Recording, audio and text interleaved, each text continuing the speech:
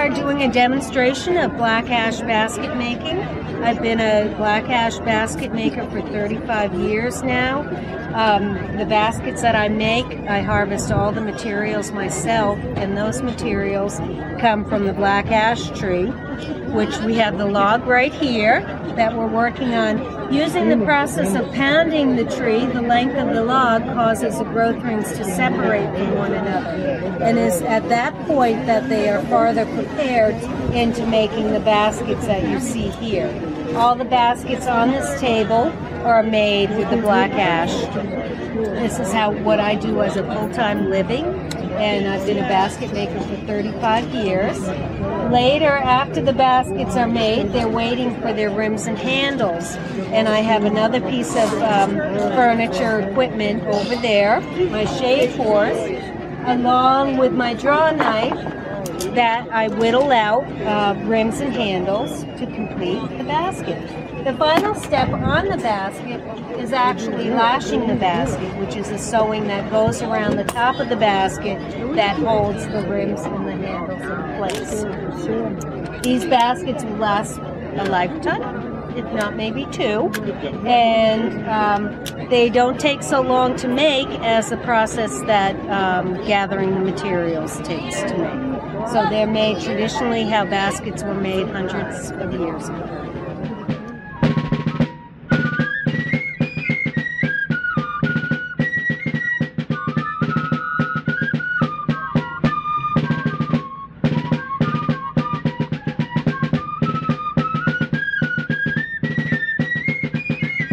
My name is Steve Green.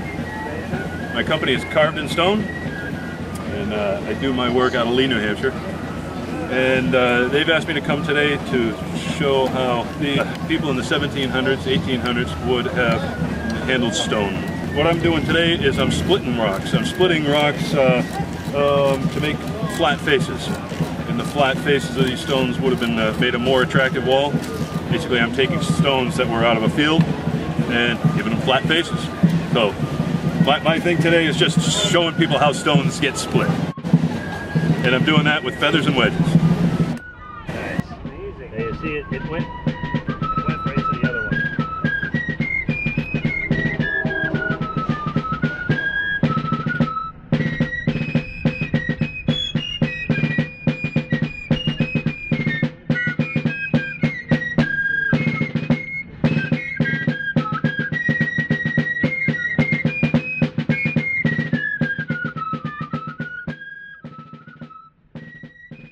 Good. My name's Chuck Mower. I'm a chair maker. I've been making chairs in the original manner for about 30 years. And it's the kind of simple tools and simple devices that people used on an expanding frontier in America. And so with a spring pole and a little mechanical advantage, they could turn legs for chairs, and spindles for chairs, and they could have some of the nicer things way out on an expanding frontier that otherwise was only available in the big cities. And so people of Exeter could have a chair maker and have lovely Windsor chairs and so forth that they otherwise might have to import from Philadelphia.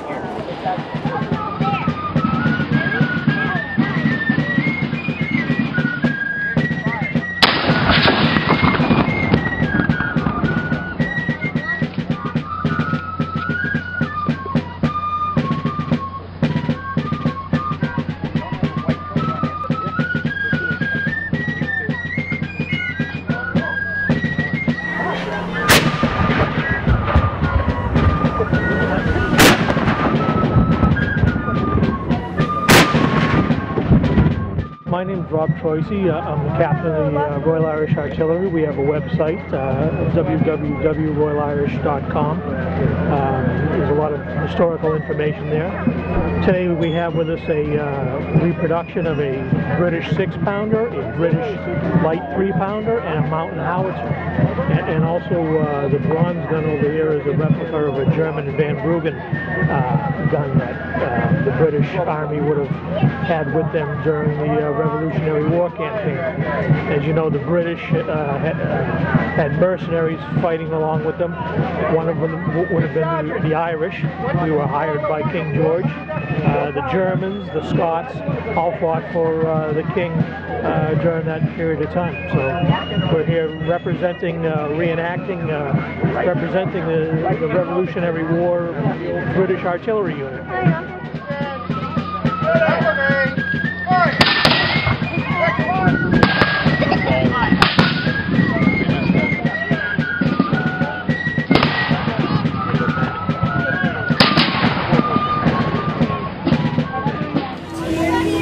Hi, I'm Frank Rodriques. I'm from Bedford, Massachusetts, sailmaker, actually 18th century style sailmaking.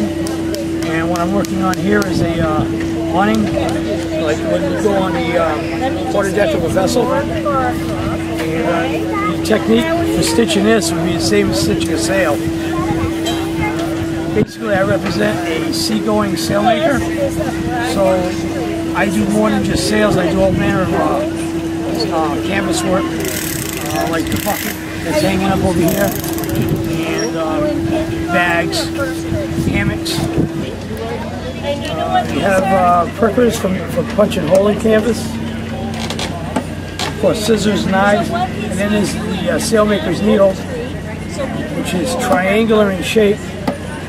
Round needles just don't go through canvas that easily, so you have to make them triangular. And these are made, they'll punch through without wrecking the canvas at all.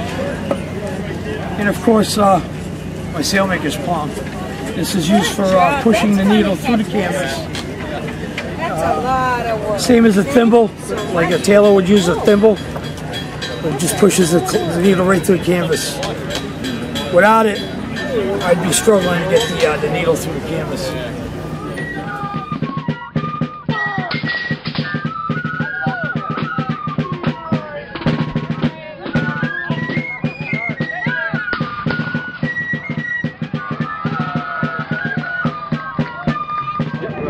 My name is Raiselis, and I am a cooper, a person who makes wooden barrels and buckets and tubs.